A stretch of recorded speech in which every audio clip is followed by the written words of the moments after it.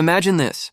It's 2 a.m. and you're staring at your bank account, heart racing, as that $47 balance mocks you. Bills are piling up, your fridge is half empty, and your dreams of financial freedom feel like a cruel joke. Sound familiar? That was me. Well, not me, but let's call her Sofia. A 28-year-old barista turned graphic designer pulling in $62,000 a year in Austin, Texas. 3 years ago, Sofia was drowning in $15,000 of credit card debt, living paycheck to paycheck and convinced she'd never get ahead. Today, she's got a $10,000 emergency fund, a growing Roth IRA, and a side hustle that's paying for her dream trip to Japan. How'd she do it? That's what we're unpacking in this video. A no BS guide to mastering your money when you're earning less than $100,000 a year. Whether you're scraping by or just want to level up, this is your roadmap to financial badassery. Let's dive in. Step 1. Face your money. Like a warrior, Sofia's wake-up call came when her car broke down, and she had to beg her roommate for a $200 loan. Humiliating? Yes. Life-changing? Absolutely. The first step to winning at money is confronting your numbers. Every ugly cent.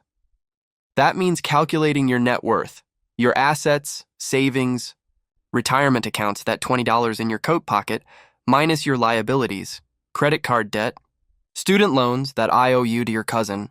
Sofia's net worth was negative $12,000, brutal, but knowing the truth gave her power. Studies show that tracking your finances boosts savings by up to 15%, because what gets measured gets managed.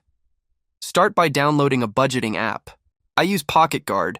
It's clean, ad-free, and syncs with your accounts to show where your money's going. No sponsor here, just a fan. Sofia used it to spot her leaks. $200 a month on takeout, $50 on forgotten subscriptions. Ouch. Ask yourself, are you overspending on food delivery? Subscriptions? Impulse buys at Target? Track every dollar for 30 days. It's not about shame, it's about clarity. Sofia slashed her takeout to $50 and canceled 3 streaming services, freeing up $150 a month. That's $180 a year. What could you do with that? Step 2. Build a budget. That's your best friend. Budgeting sounds like a root canal, but it's your ticket to freedom. Sofia used the 50-30-20 rule. 50% for needs, rent, groceries, utilities, 30% for wants, dining out, hobbies, and 20% for goals, savings, debt payoff, investments. In Austin, her $3,800 monthly take-home pay broke down like this. $1,900 for rent and bills, $140 for fun, and $760 for her future. But her rent was $2,600, eating 42% of her income. Not ideal, but she adjusted by cutting wants to 25% and goals to 15% until she could move to a cheaper place.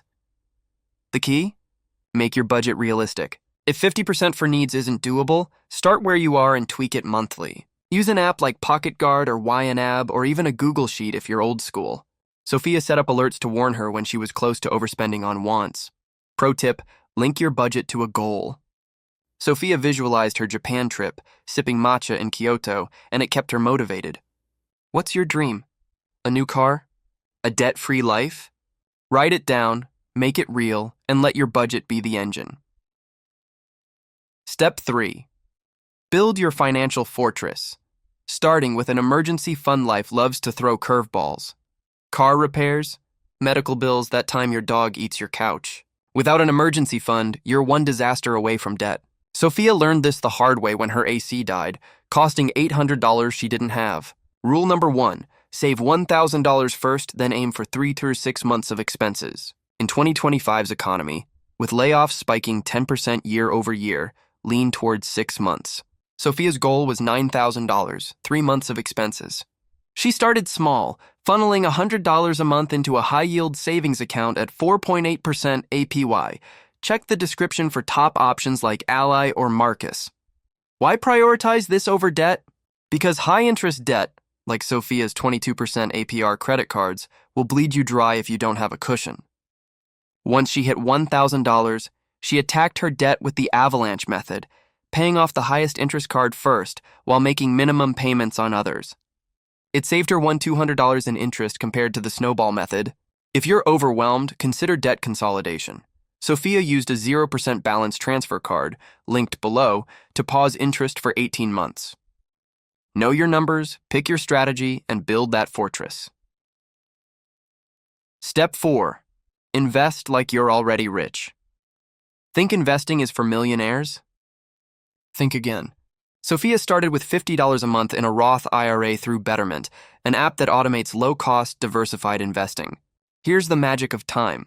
If you invest $2,000 a year, $167 a month, from age 25 to 33 at an 8% average return, you'll have $1.1 million by 65.